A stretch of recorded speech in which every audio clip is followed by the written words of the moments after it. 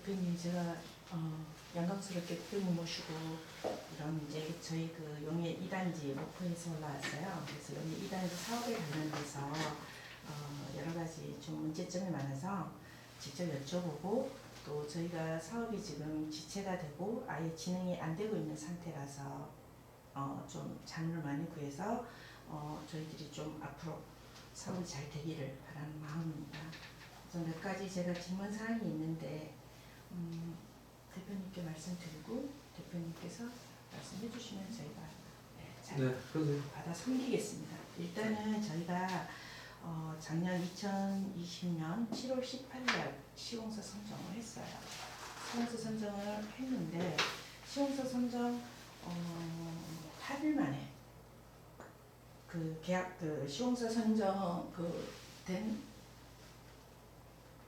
회사가, 건설 회사가 일반 조합원이나 아니면 대의원들도 몰래 가계약을 하려고 시도를 했었어요. 근데 이제 이런 말씀 드려도 좋을지 모르겠는데, 솔직히 제가 예전에 그 회사에 근무를 했었죠. 그 전만 해도.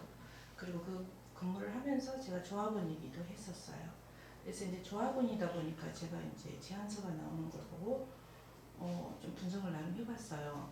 그러면서 제가 이제 또 저희 그 용해 2단지 아파트에서 거의 저 혼자서 수주를 했다고 해도 과언이 아니에요. 제가 먼저 내려와서 수주를 해서 시공사 수주를 하셨다는 거잖아요. 예, 제가 직접 이제 거의 혼자 했어요. 그래서 솔직히 단독으로 해서 수의계약을 한 거죠.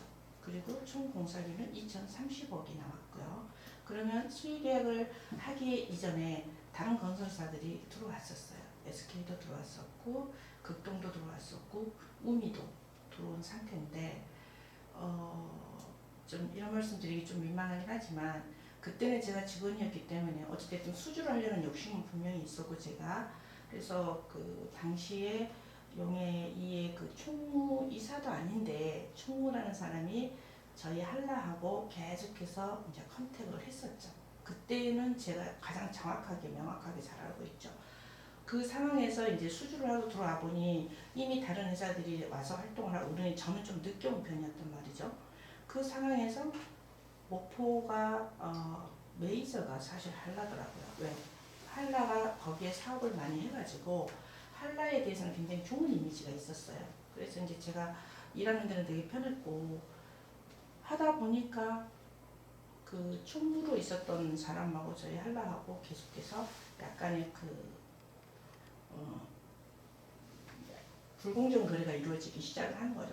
이렇게 뭔가 왔다 갔다 하고 그 자리에 제가 있었고, 그러면서 결국에는 그분이 이런 말 해도 되나 말이에요. 네. 그분이 저는 사실 나중에 알았어요. 저희 직원들한테 직접 들었기 때문에 10억을 요구를 했다가 10억을 요구를 했을 때 우리 다 미쳤다고 그랬어요. 저도 이제 미치지 않았냐 이제 이랬고, 그 다음에 협의 중이라고 했어요. 협의 중이다. 그리고 나서 얼마 안 있다가 최종적으로 3억이라는 말은 제가 들었어요. 그러면 자, 3억을 어떻게 전달을 했느냐, 이제 이게 문제인데, 사실 제가 어떻게 보면 수주하는 데 있어서 책임자라고 해도 과언이 아닐 정도로 제가 했지만, 조합원이다 보니까 이상하게 업무적으로 제가 배제가 되기 시작을 한 거죠. 그리고 좀 제가 이제 그 제안서 나오기 전에도 담당자 차장한테 계속해서 제안서를 좀 잘 만들어라고 요청을 했었고, 그러다 보니까 이제 저를 좀 업무도 배제시키고 저 몰래 이루어지는 것들이 좀 있었던 것 같아요. 근데 저는 그건 개의치 않아요. 문제는 3억을 줬다라는 사실을 저는 어떻게 알았냐면, 우연히 그 단지 내에서 그때는 이제 수주하기 전이니까 활동을 하고 있는데, 저는 이제 차 안에서 이렇게 지켜보고 있었어요.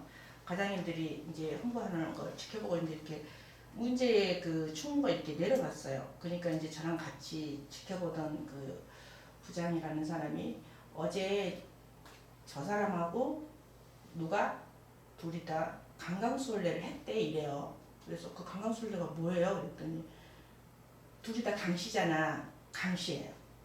둘이 다 강씨잖아. 아 맞네. 이렇게 강강술래. 두 강씨가 만나서 술을 먹고 이제 거래를 한 거예요. 그러면서 이제 그 거래 이야기를 그러면 돈을 어떻게 전달했어요? 제가 이렇게 물어봤죠. 그러니까 이 바보야, 현금으로 요즘에는 주지 누가 뭐 통장으로 주냐 그건 우리가 익히 아는 바고 뭐 어떻게 했어요 그랬더니 그러면 뭐 이면으로 뭘 썼나 물어보니까 안 쓰고 그 컨설팅 대표가 차에 시동을 켜놓은 상태에서 블루투스가 켜져 있었겠죠. 그러니까 글로 다 녹취가 됐던 거예요. 근데 이 사람은 몰랐죠. 총무는. 예. 원래 나중에 약점 잡으려고 다 녹음하죠. 예, 그렇죠. 네. 이제 보통 이거 쓰는데 네, 이걸 안 어디나. 쓰고 이제 당연히 녹음하죠. 그랬죠. 그러면서 이제 준 친구는 그럼 누구예요? 한라건설의 컨설팅 대표죠. 아 컨설팅 대표예요. 한나가 직접 주지는 않고. 직접 주진 않죠. 네, 절대 네. 시공사가 먼저 나서. 컨설팅이 그럼 어디였어요 여기? 컨설팅할 때 내가 저기잖아요. 저 OS 회사. 그렇죠, 그렇죠. 네. 예, 저희가 쉽게 말하면 제가 한나 직원이긴 하지만 이제 중간에 중간책인 컨설팅을 놓고 거기에서 저희를 채용을 해갖고 이제 그렇게 한나 일을 수주하잖아요. 뭐 위탁 상태로. 그렇죠, 그렇죠. 그렇게 된 거죠. 그래서 이제 그 컨설팅 회사는 어디? 그건 좀 제가 너무 밝히기가. 뭐 그래도 네. 뻔한 건데 뭐 어차피 네, 컨설팅 좀 나갔을 거예요. 나중에는 알겠죠. 뭐. 네. 근데 또 제가 어찌됐든 한 3년 동안 근무를 하면서 개인적으로는 직원들한테는 많이 그 저로 인해서 내부 고발자가 되니까 굉장히 그 힘들어졌을 거예요. 계약도 이루어지지 그러니까 지금 않아서. 말씀을 하셔서 그런데 대한민국의 모든 그러니까 재개발 재건축 관련 협력 업체들은 소위 말해서 내가 컨설팅 회사 입장에서는 시공사를 위해서 일을 했잖아요. 어떤 형태로든지 시공사든 나중에 조합으로든 내가 3억을 줬다면 그거에 대해서 보전을 받으려고 할 거 아니에요. 훨씬 그 이상의 것을 받죠. 근데 문제는 뭐냐? 모든 재개발 재건축 조합에 있는 컨설팅뿐만이 아닌 협력업체가 다 똑같은데 내가 그 사람에게 돈을 줬다라는 것을 무엇으론가 증거를 남겨놓지 않으면 나중에 네가 정말 줬어라고 했을 때 주지도 않고 줬다고 거짓말하는 놈도 생겨날 수 있고 또 이 사람이 나중에 배신을 했을 때 이걸 어찌 할 방법이 없거든요. 그래서 아까 블루투스를 통해서 녹음을 했다고 했잖아요. 네. 바로 그런 식으로 다 녹음을 해요. 네. 심지어 영상을 촬영하든 녹음을 하든 모든 협력업체는 뇌물 준 증거를 다 가지고 있어요. 그런데 수사기관이 여기에 못 따라가는 게 답답한 게 뭐냐면 여기에 못 따라가는 이유가 수사기관은 지금도 아날로그식 수사를 한단 말이에요. 무슨 얘기냐면 압수수색을 해서 가서 뇌물이 나올 줄 알고 있어요. 그걸 누가 압수수색하면 나올 장소에다 숨기느냐고.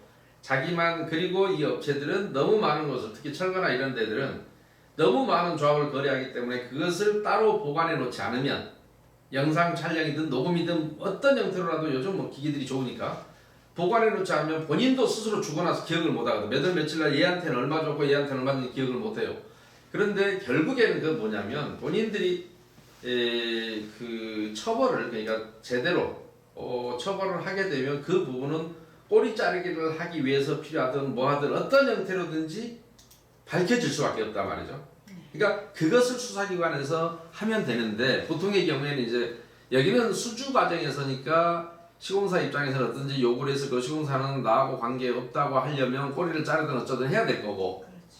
그러나 시공사에 분명히 보고는 했을 거고 당연하죠. 그래야 나중에 뭘 저기를 보고를 받으니까 일 제대로 했다라고 전 제대로 엮였네라고 할 것이고 그런데 지금 모든 그러니까 이 다음에 이제 여기는 아직 그런 용역이 없지만 수사기관 종사자들한테 꼭 해주고 싶은 얘기가 그 얘기예요. 그러니까 일반 철거 같은 경우는 이쪽에 하도 많이 계셨으니까 더 잘하시다. 일반 철거 같은 경우는 그걸 줘놓고 가짜 계약을 이제 성사를 시키려고 할 때 반드시 아까 그 증거는 자기만 아는 것을 보관을 해놓는단 말이죠. 그래놓고 나서 바로 협박 같은 걸 하죠. 이놈이 배신 못하게. 왜냐하면 다른 놈이 더 많은 돈을 주고 예를 들어 다른 건설사가 뭐 이렇게 이걸 자르자 그러고 나는 대신에 얼마 줄게. 너 3억밖에 못 받았지. 내가 10억 줄게라고 하면 자르고 싶거든요. 또 누군가는. 그러니까 그때를 대비해서 이거를 해놓지 않으면 녹취해놓고 협박용으로 자 뇌물은 1억만 받아도 10년 이상의 징역에 처하기 때문에 저건 한 3억쯤 받으면 아무리 못 살아도 6년에서 8년은 살아요. 지금 법원의 선고 형량이.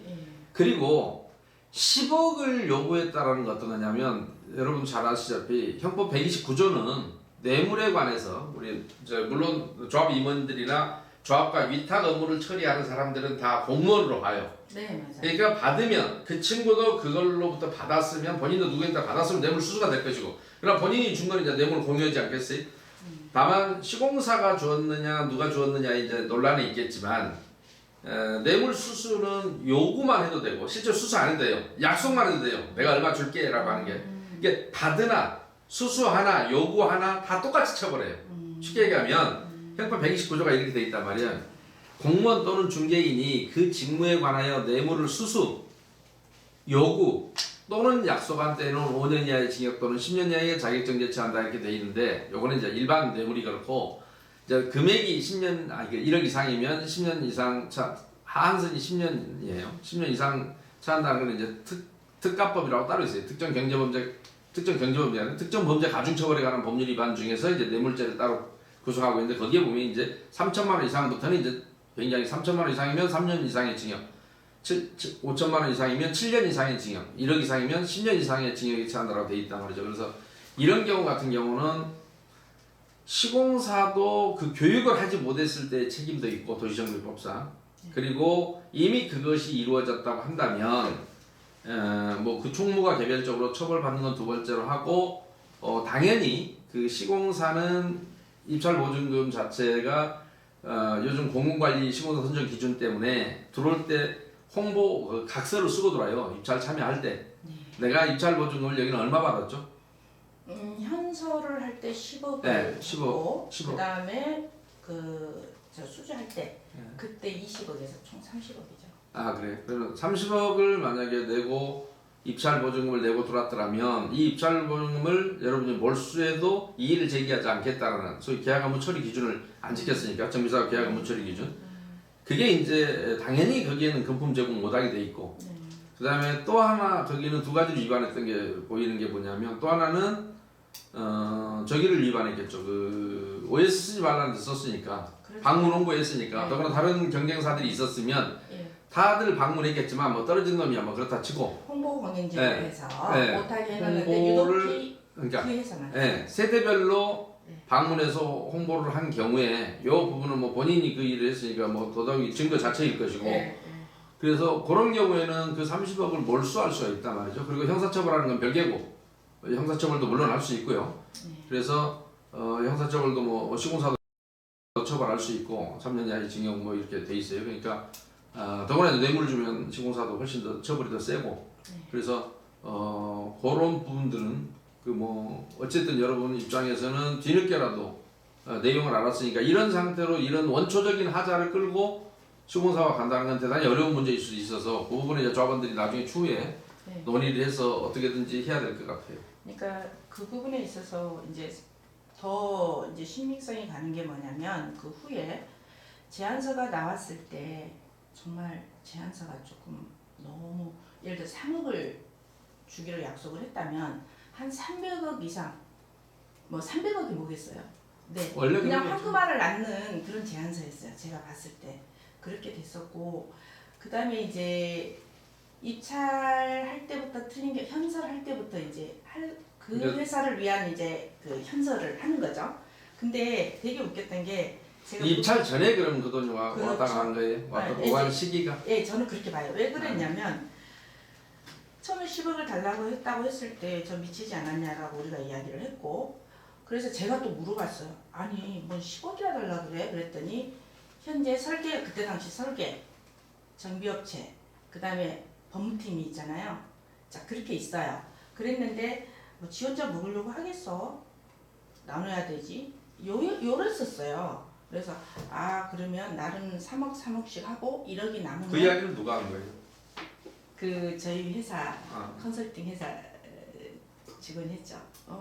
제 속으로 1억은 그러면 그때 당시에 이제 조합장님을 그냥 들려 그랬나 보다 이제 그냥 그리고 웃고 말았어요. 자 말았고 사실은 이제 문제가 뭐였냐면 현설을 하려고 보니까 대연회를 알렸는데 현설에서 저희가 요청한 대로 안 돼버렸어요. 그 현설 그 지침서가 그렇게 되니까 바로 전화를 했어요. 저희 그때 당시 한라의 사장님이 바로 강총무한테 전화를 해가지고 뜯어 고치는 거예요. 현설을. 그래서 이게 나중에 문제가 돼가지고 사실 MBC 방송 지역 방송에 나왔어요. 그때 제가 사실 인터뷰를 했고 이 사람들을 해임을 하려고 보니까 너무 저희가 힘들어서 할 수 없이 제가 그 방송국에다가 자료를 주고 방송까지 나왔어요. 이 부분에서 제가 좀 보충 설명을 드리면 네. 수사할 수사기관을 향해서 혹시 이 영상이 대담하는 영상이 수사기관도 좀 참고를 했으면 해서 제가 말씀드리는 거예요. 어차피 뇌물수수 요구한 사건이 있었다고 하니까 이 전반적인 내용이 어디엔가는 수사기관이 주어서 수사를 할 수 있다면 저도 도와주고 싶고, 근데 그럴 때 수사 기법에 관계된 문제라서 제가 설명을 드린다면 대한민국의 모든 조합이 지금 말씀하신 것처럼 현장 그 지침, 그러니까 그 뭐랄까 현장 설명 지침, 소위 말해서 입찰 지침서. 그렇죠. 물론 시공사는 입찰 지침서가 떠 있어요. 네. 공공관리제 하에서 네. 이제 만들어 놓은 것들이 있어요, 지자체들이. 네. 그런데 대부분의 이런 경우도 보니까 벌써 이제 뇌물을 줬기 때문에 시공사가 마음대로 고쳤다는 거 아니에요. 그런데 마음에 안 든다고. 네? 의뢰를 한 거죠. 아니 그러니까 그런데 계속 전화를 하면서. 예, 그런데 총무가 이제 의뢰해서 상담을, 여기서 말하는 총무는 조합의 총무이사를 얘기하는 거 아니에요. 그렇죠. 그런데 대부분 수사할 때 반드시 수사기관이 해야 될 게 뭐냐면, 지금 광주 학동사고역도 마찬가지입니다. 구체적으로 수사할 때 무엇을 조사하면 업체와 유착관계를 금방 알 수 있냐면, 본인들은 지금 국토부가 그 머리 나쁜 국토부 직원들이 2018년 2월 9일날 입찰 지침, 정비사업 계약 업무 처리 지침이라는 걸 거지같이 만들어서 한마디로 엉터리로 만들어서 적격심사제를 강하게 해놨기 때문에 입찰이 아무런 의미가 없어요. 전부 적격심사예요. 맞아요. 그러니까 입찰은 그냥 형식이고 내가 뽑을 사람이 이미 정해져 있는 거예요. 근데 이게 이 계약 업무 처리 기준이 미안하지만 초고에는 없었어요. 적격심사가. 가격으로만 심사하게 돼 있었어요. 그러다가 어떤 놈이 로비를 했는지 모르지만 최종 안에서는 적격심사가 들어갔단 말이죠. 이 부분도 국토부도 반드시 이 문제를 수사할 때는 국토부도 수사 대상이 돼야 되는 문제가 바로 그 문제예요. 어떤 놈이 이 로비를 했느냐는 거예요. 네.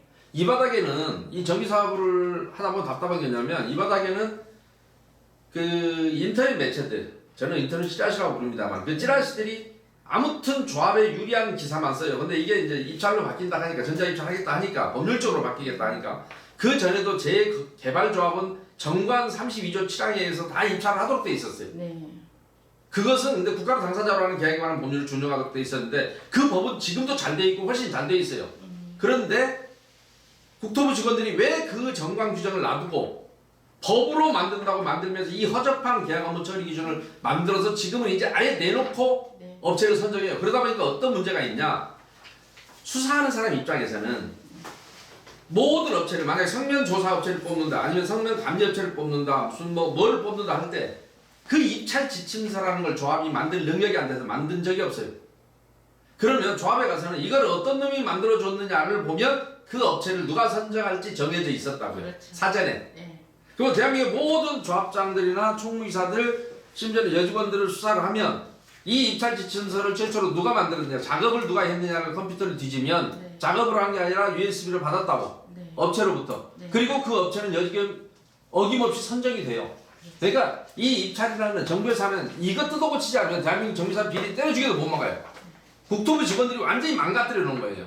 원래 정관 32조 7항에 의하면, 재건축에는 또 그것도 없지만 재개발조합의 32조 7항에 의하면 국가를 당사자로 하는 계약에 관한 법률을 준용하도록 되어 있었고, 그 법률에 의하면 지금도 국가기관은 쓰는 법률이니까요, 입찰 절차가 굉장히 공정하도록 되어 있고 그것만 지키면 별 문제가 없어요. 이렇게 함부로 업체를 선정하기가 참 힘들어요. 그런데 이따위 허접한 걸 만들어서 마치 투명하게 된 것처럼 해놨지만 입찰 지침서 다 자기들끼리 짜고 치는 거예요. 다 그렇게 고치는 거예요. 참고로. 그러니까 현재 저희가 업체가 3개가 선정이 됐어요. 설계, 그다음에 정비업체, 그다음에 법무팀이에요. 3개밖에 선정이 안 돼 있는데 다 근데 입찰 지침서 그쪽이 준거 받아서 한 거예요. 이렇게 된 겁니다. 이 세 업체가 다 그 총무이사가 데리고 온 업체들이에요. 그러니까. 근데 조합원들은 전혀 모르고 그 총무이사가 데리고 오는데 그 총무이사가 입찰 지침서를 만드는데 자기가 그걸 만들 능력이 안 된다고. 업종도 다 다르고 하기 때문에. 그럼 자기가 데리고 온 업체한테 너희가 입찰 지침서를 만들어줘 그러면 딱 왜 그 이렇게 공개 경쟁 입찰이면, 정상적인 경쟁 입찰이면 수십 개 업체가 붙어요. 그런데 왜 안 붙으냐면, 처음부터 딱 입찰 공고가 나는 입찰 지침서를 보는 순간 업체들은 이거는 정해진 거야 라는 걸 알 수 있어요. 왜냐하면 적격심사 방식을 도입하겠다고 하는 순간 안 들어가요. 아무도. 왜? 바보가 아니라 가서 들러리스로 가기 싫거든. 그런가 하면 결국에는 근데 한 방에 끊으려고 얘들이 아는 업체를 들어와서 들러리 시킨다고. 그랬어요. 근데 그게 입찰 방해죄가 돼야 되는데 왜 입찰 방해죄가 되지 않느냐 하면 총무가 속은 게 아니라 짜고 친 거거든. 그럼요. 이게 이쪽을 속이면 저쪽 놈들만 입찰 방해죄라는 죄가 있어요, 형법상. 근데 짜고 했는데 네. 죄가 안 되는 거예요. 그러니까 내가 지적하는 모든 잘못된 허위 계약 같은 것들이 왜 죄가 안 되냐면 상대가 속은 게 아니라 조합이 속았어야 되는데 속으면 얘들의 사기죄 단독 범행 이렇게 돼야 되는데 짜고 쳤기 때문에 입찰 방해죄도 안 되고 사기죄가 안 되는 거예요. 그냥 둘이 공범으로서 조합돈을 횡령하거나 조합돈을 배임한 업무상 배임의 공범들인 거예요. 네. 참고로 말씀드리면 오늘 좋은 말씀 해주셔서 네. 제가 설명할 보충 설명할 기회가 좀. 예. 그리고 이제 또 저희가 어차피 그런데 세 번째로 그래서 결국에는 이 조합은 총무가 사실은 이 주도적으로 일을 했다는 거 아니에요. 그래서 그 뒤로 조합장이 잘리죠. 그렇죠. 그러니까 조합장이 왜 잘렸어요? 어처구니 없게 해임이 당했는데 예. 자 한라를 어찌됐든 이제 단독 수의 계약을 했어요. 네. 뭐 해놓고 이제 8일 만에 계약서를 쓰려고 하니 가계약을 하겠다라고 했죠. 그리고 가계약을 위해서 금전소비 대차 계약도 할 것이고 그다음에 이제 그 입찰보증금 전환 계약서도 쓸 거 아닙니까? 그 상황에서 조합장님이 이제 불만을 터뜨렸어요. 그 전부터 제안서가 너무 마음에 안 든다. 네. 그러니 이 제안서 중에서 좀 조건 변경을 해갖고 와라.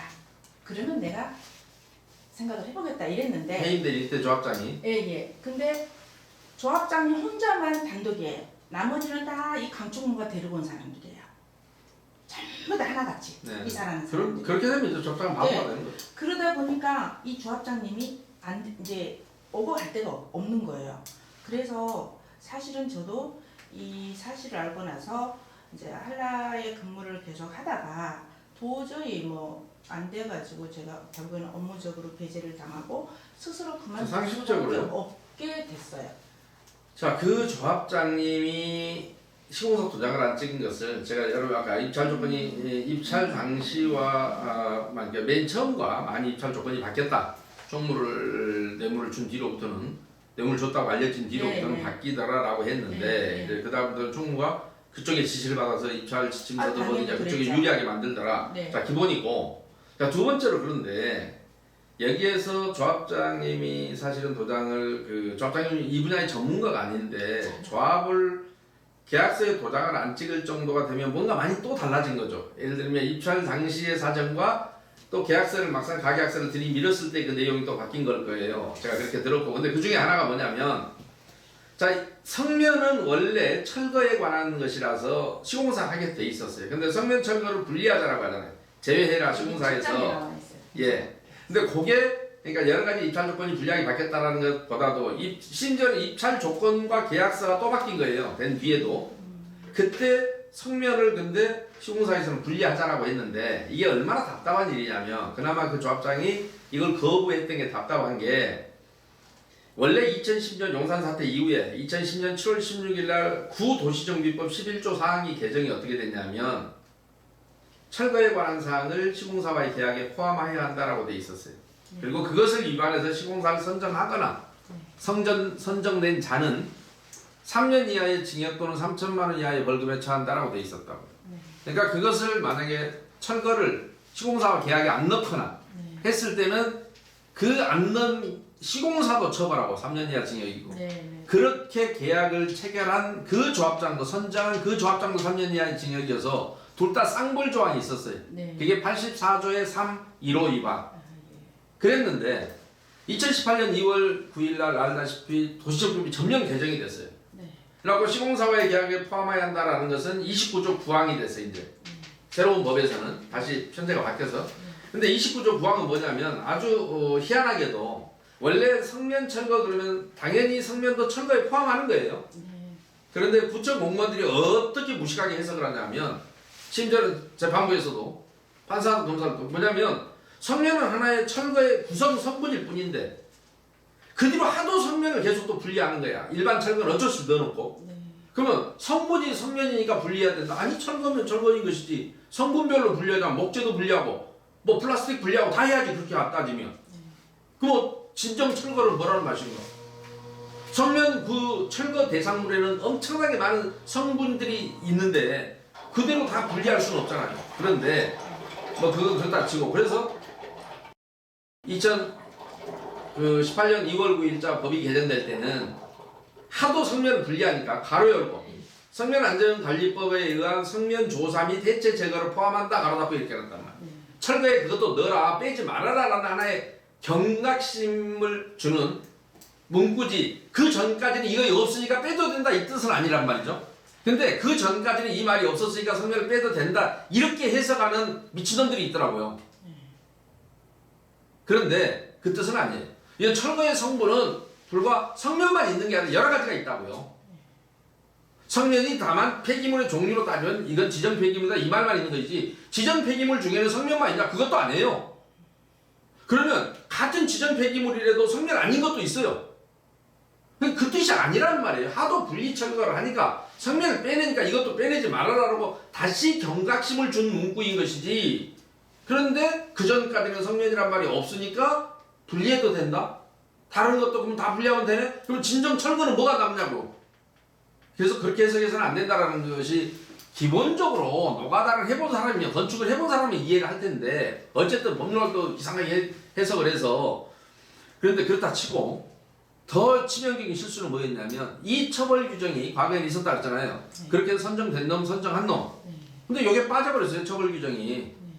그래서 제가 옛날에 서울 북부지방검찰청에서 그 건설비리 중점수사청으로 지정이 된 뒤에 제가 우리 재개발 비리에 대해서 이제 북부에서 강의를 할 일이 있었어요. 그리고 그 인연으로 그때 북부지검의 주임검사를 만나서 사실은 이 법이 바뀌면서 치명적인 실수가 하나 있었는데 이 법이 처벌 규정이 빠져버렸습니다. 지금은 철거를 마음껏 분리해도 설사 법에는 돼 있는데 이거를 위반해도 처벌 조항이 없어져 버렸습니다.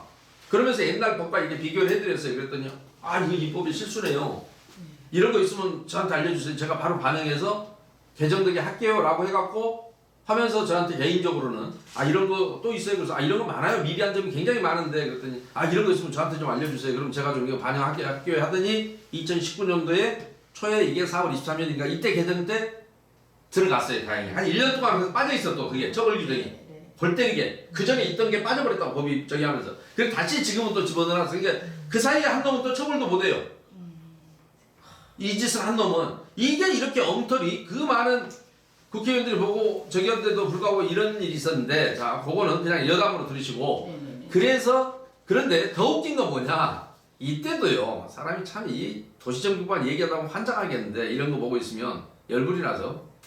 아까 제가 구도시정비 84조의 3의 1호는 저기를 다 처벌한다 그랬잖아요. 그렇게 철거를 포함 안 시킨 놈도 조합장도 처벌하고 시공사도 처벌한다 그랬잖아요. 근데 지금은 법이 어떻게 됐냐 136조의 2가 2-2가 아니라 2의 2가 제29조 부항을 위반하여 시공사와 공사에 관한 계약을 체결한 자 뭐야 이거 과거에는 체결한 자 선정된 자 선정한 자 둘 다 처벌했는데 이제는 계약을 체결한 자만 처벌하니까 조합장만 처벌하게 돼 있는 거예요.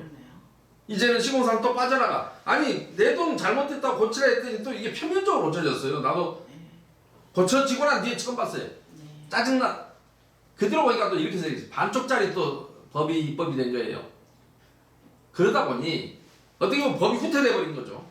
굳이 그걸 시공사를 용서해 줘야 될 이유가 없었는데 법이 후퇴된 거예요. 원래 있었던 처벌 규정이 중간에는 실수로 빠지더니 다시 넣으라 했더니 넣으면서 반쪽짜리가 들어갔다고요. 도시정비법만 얘기하다 보면 이런 그 잘못된 아직 미비한 규정이 한두 개가 아니에요. 자꾸 근데 국회의원들이 쪼가리 고쳐갖고 개판을 고쳐놓은 것도 많아요. 임원의 자격을 무슨 그 동네 산 놈으로만 제한하질 않나. 어떻게 그런 법을 만들 발상을 했는데 민주당 그 열로그 새끼들 그 발의한 놈들 싸가지 없는 새끼들 현실 하나도 모르고 발의하고 법을 자꾸 뜯어고쳐고 이상스럽게 만들어놨어요. 그런 게 한두 가지가 아닌데 그 중에 하나도 이거 참 안타까운데 근데 이유야 어쨌든 법 얘기하자면 한도 끝도 없고 있는 법이라도 지켜야 되는데 그것도 안 지키니까 법이 미비한 건 두 번째로 하고 그런데 그 조합장 같은 경우 그게 도장을 안 찍었기 때문에 죄를 지으라고 요구했는데 죄를 안 지었다는 이유로 잘랐단 말이에요. 당연하죠. 100%예요. 자 내가 마약쟁이들의 소굴에 들어가서 내가 마약을 거래하러 가면 처음부터 마약을 주지 않아요. 일단 주사부터 맞춰요. 근데 주사 안 맞으면 마약 안 팔아. 왜? 이 새끼 경찰 끄나풀이라고 생각하거나 경찰이라고 생각하거든.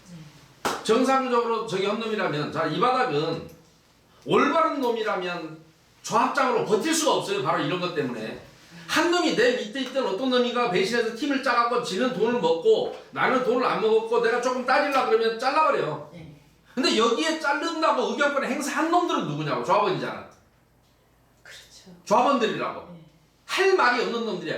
그런 놈들을 위해서 이 조합을 바로 잡아서 이익을 돌려주겠다. 사실은 한심한 발상인 거예요. 따지고 보면. 근데 문제는 그때 해임할 때 OS 썼습니까? 안 썼습니까? 썼죠. 썼죠. 전국적으로. 과연 전체 해임이 됐을까요? 해임 사유를 뭘로 해임을 하자고 그랬어요? 물론 조합원은 무식한 존재긴 합니다. 네, 해임 사유는 간단했어요. 조합장이 네. 사업의 지체를 사업을 지연시켰다? 한다. 도장 안 찍어서? 제 이름이 이승미인데요. 네. 이승미 말만 듣고 도장을 찍으라 그러면 찍고 찍지 말라 그러면 안 찍는 그 조합장이 여자 말대로 잘린 거네. 요새 여자 말 듣는 세상인데. 그렇게 하는데 정말 그게 어이없게 그때만 해도 저희가 굉장히 도화지로 말하면 흰 도화지였어요. 한 새끼가 총무는 남자죠. 예. 돈 먹고 총무 말을 들어야 왜 돈 안 먹은 이승미 말을 듣냐 그래 잘린 거네. 한마디로. 그런 거예요. 예. 그리고 이게 이승미는 OS 출신이다. 근데 문제는 그러니까 OS가 옳은 얘기를 했다는 걸 상상은 못하는 그렇죠. 거죠. 그 다음에 이권 개입이 있다. OS도 간혹 얼마나 진짜 저 억울한 거 진짜 이것만 해주세요. 자, 이승미가 한라에 3천만 원을 요구해갖고 안 줘가지고 삐쳐서 나왔다. 그런 의미는 많이 해요. 프레임이었어요. 자, 또 하나. 저도 네. 뭐 엄청난 프레임을 뒤집어 씌우니까. 이승미는 한라의 뿌락지다. 왜? 수준을 한라하고 했으니까. 짜고 나와가지고 지금 연극하는 거다. 강경윤이하고 한패거리다. 강경윤과 저와 그 다음에 한라는 지금 짜고 고스톱 치고 있다. 이렇게 프레임을 씌웠어요. 저는. 지금도 그 프레임은 안 벗어나지 깨지죠, 안 못하고 있어요. 제가. 안 깨지고 네. 저 깨기가 되게 쉬운 일이 아니고 아무튼 참 그렇고 일단 저희 조합장님이 그래서 어이없게도 근데 해임이 됐어요. 어쨌든 그건 나중에라도 제가 볼 때는 거기도 서명결서를 만들지 않았을까 싶은데 왜냐면 그런 사람일수록 그 자리를 지키기 위한 홍보를 충분히 못했을 거예요. 왜냐면 어이없는 일로 잘리거나 할 때 내가 뭐 그 자리를 그렇게 지켜야 될 뭐 이렇게 뭐 같은 이권 싸움을 하면 지켜야 될 필요가 있는데 도와주는 사람도 있고 이권을 개입한 사람이 그런 세력이 그렇지 않은 세력을 자르려고 할 때 이쪽은 너무 힘이 없단 말이야. 조합원들 그걸 막아주질 못해요. 조합원들은 이 바보들은 자기들이 이제 앞으로 어떻게 당할지도 모르고 못 막아준다고. 근데 문제는 그래서 잘렸다는 게 너무 물론 황당하죠. 도시정비법 저는 해임을 주로 많이 하는 데 도와줬던 사람으로서 도시정비법은 2009년 2월 6일 이후에 해임 사유는 필요 없다. 그냥 불신하면 잘라도 된다 이런 건데 이 경우에는 불신을 당하지 않을 일로 어떤 프레임 때문에 불신을 당한 거잖아. 그러니까 요거는 뭐 일단 지나간 일이지만 당시에 해임 총회가 적법했는지에 대해서는 무조건 그 당시에 서명결에서나 의사록을 봐서 입증을 해야 될 거고 만약에 부적법했는데도 불구하고 그렇게 했다라고 하면 우선 민사상으로는 그분들에게 손해배상을 해줘야 될 거고 그 조합장에게 그다음 정신적으로도 명예를 훼손하는 데 대한 형사 책임도 져야 될 것이고 해임했던 주체가 그 다음에 정신적인 손해배상을 피해배상을 뭐 위자료라고 하지 않습니까? 그런 위자료도 뭐 우리나라에 인정하는 건 별로 적긴 하지만 그래도 어쨌든 그런 위반 행위를 했을 수 있어서 그것도 나중에 누군가는 한번 그 진실도 규명해 볼 필요는 있다고 생각합니다. 그 다음 근데 더 황당한 거는요. 오히려 조합장님께서 해임이 되고 나서 지금 선출이 안 됐기 때문에 도장을 주지를 않았어요. 조합 직인을 가지고 있었거든요. 조합 직인을 주게 되면 한라하고 계약을 할 것 같으니까 못 준 거예요. 그리고 조합원들도 이제 알기 시작을 해서 주지를 말아라 그랬죠. 그래서 이제 조합장님 그걸 지켰어요. 지켰는데 어떤 상황이 딱 벌어져 버렸냐면 이 사람들이 법무법인을 통해 조합의 법무법인이 조합장님 집을 경매 처분하기까지 됐어요. 그래서 지금 우리 조합장님 집이 다 경매로 그 넘어갔고. 저기를 네네네. 그게 뭔 얘기인지 알아요. 그러니까 도장을 내놔라. 그래서 안 내놓으면 네. 간접관계 신청을 해서 하루에 얼마씩 물어내라. 500만 원을 요청해갖고 하루에 100만 원씩 매겼어요. 자, 그런데 문제는 그래서 더더욱이 여러분들은 요 사건의 진실을 밝혀야 되는 게 뭐냐면 네. 해임이 안 돼 있는데도 불구하고 해임이 됐음을 전제로 도장을 내놔라라고 해서 도장을 찍으려고 했던 거잖아요. 그렇죠. 그러면 해임이 무효인 걸 밝히면 이 간접관계도 근본적으로 그럴 원인이 없이 잘못 판단된 거잖아요. 해임이 무효인 예. 상황에서 요 결정을 했다면 잘못된 거잖아요. 그러니까 해임이 적법하지 않았다는 것은 반드시 여러분이 밝혀내야 되는 숙제고, 물론 그들이 증거를 없애고 뭐 어떻게 할지는 모르겠습니다만 반드시 여러분들이 밝혀내야 될 문제라고 보이고, 제가 뭐 구체적인 방법은 이 영상을 공개할 거기 때문에 제가 말씀을 안 드리도록 하겠습니다. 예. 그리고 상대방에게 이롭게 할 수는 없으니까. 그렇죠. 그런데다가 반드시 밝혀내십시오. 해임 청의를 하고 나서 일주일 만에 말소가 돼버렸다고요. 그러니까 우리가 거기서 다 무너져 버렸어요. 이 조합에 그러니까 정말 한심하고 제가 들으면서 안타까웠던 게 그건데, 자, 시공사가 뒤에서 좌지우지해서 조합의 총무라는 사람이 거기에 매수를 당했다, 컨설팅 회사를 통해서 뭐 이런 얘기들도 들으면서 참 황당하고, 어느 조합이나 있는 일이지만 드러나는 일이 아니어서 이제 황당한 거예요. 근데 거기서 조합장이 배제되고 조합장 혼자 싸우다가 잘렸다라는 것도 이제 다른 조합에 특이하고, 그냥 그런 부정한 돈을 같이 나눠 먹는 것인데 왜 그걸 또 배제를 했는지 잘 모르겠어요. 원래 부정한 돈은 본 놈도 한몫 들은 놈도 한몫 그래요. 저희 조합장님 그런데 안 해요. 그걸 안 해놔서 결국에는 잘린 거예요. 그러니까 철저하게 이 바닥이라는 게, 이 정비사업의 이 잘못된 관행이 올바른 사람이 들어가면 버텨낼 수가 없는 거예요. 제가 매번 얘기하지만 올바르게 하려고 하면 시공사 쪽이 자르고 협력업체 쪽에서, 그 다음에 그쪽의 말을 들으면 조합원들의 마음속에서 계속 자르고 싶고, 저 새끼 때문에 우리 다 망하겠다라는 생각을. 그러니까 이런 구조적인 것을 빨리 끌어내야 우리 정부가 수사기관이 해야 될 일이 지금 그건데, 광주 학동 사태도 그래서 제가 참 답답하게 보고 있는 게 그겁니다만은, 그 처참한 희생을 통해서라도 이 구조적인 문제를 해결하지 못하면 정말 우리나라 이대로 가면 정말 망한다라고 저는 생각하는 사람인데, 뭐 망해봐야 뭐 알란지 모르지만, 여기는 정말 희한했던 게 뭐냐면 이 등기한 법무사가 어떤 놈인지 보고 싶어요. 정말 황당했어요. 저도 법무사를 지금 폐업해놨지만 법무사 자격이 있지 않습니까?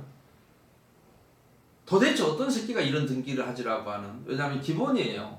뭐냐면 조합장에게 우리 여러분 저 등기부를 보시면 조합장 외에는 대표권이 없으면 대표권 제한 등기가 돼 있을 거예요. 등기부를 띄워보시면. 그래서 조합장 직무대행자나 이런 사람이 가면 그건 조합장이 직무대행자니까 대표권이 있는 거고요. 그런데 임원도 예를 들어 5명 이하 뭐 10인 이내 만약에 이렇게 돼 있다면 5명 이하 4명이 되면, 예를 들어서 내가 임원이 10명 있었는데 다 자르고 4명 넘겨놨다 그러면 등기를 안 해줘요. 해임 등기를. 왜냐? 정관에서 정수가 정한, 정관의 정수가 조합장이 한 명이잖아요. 그렇죠. 이거를 지워버리면 조합이 없어져 버리니까 대표자가 없어져 버린 거잖아요. 등기를. 선임 등기를 해오기 전에 해임만에 등기를 안 해줘요. 그러게 말이에요.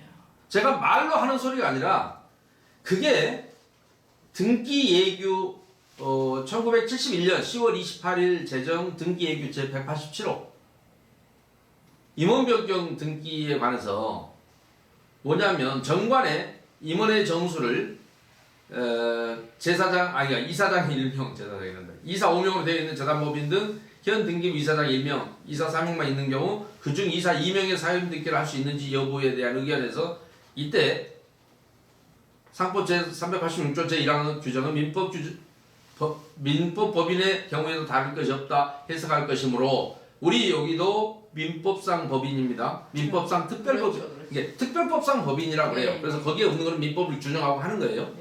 그런데 정원수에 달하는 후임자 취임 시까지 이사의 권리 의무가 있다는 사실 등기상 명확하게 하기 위하여 후임 이사의 선임 등기와 동시에 하지 않으면 사임으로 인한 변경 등기를 할 수 없다 이렇게 돼 있잖아요. 이게 등기 얘기예요. 그러니까 아직 이 사람을 사임 등기하고 나서도 정원에서 부족함이 없으면 괜찮은데 부족함이 있으면 사임만에 등기를 안 해줘요. 그거는 법무사면 다 알아요. 그리고 등기관이 아는데 왜 이 짓에 등기를 해줬는지 나는 그게 네. 정말 아이러니한 거예요. 그러니까 가서 따졌어요. 제가 따졌을 때 뭐라고 얘기해요? 말 못하죠? 아니요, 이렇게 됐어요. 그때 당시는 저도 모르니까 어떻게 할 수가 있지라고 했다가 저희들이 2021년 5월 22일 날 선임청이 됐어요. 그러니까 중간에 조합장을 새로 이제 선출을 했거든요.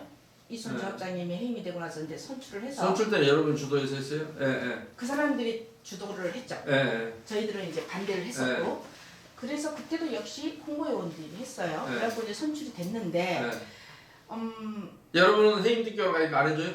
근데 저희가 아니까. 저희가 갔어요. 그러니까 해임이고 뭐고 저희는 이제 이게 딱 집행부가 다 만들어져서 가니까 안 해주겠다는 거예요. 얼마 전에. 그래서 왜 안 해주십니까? 라고 했더니 왜 안 해주냐면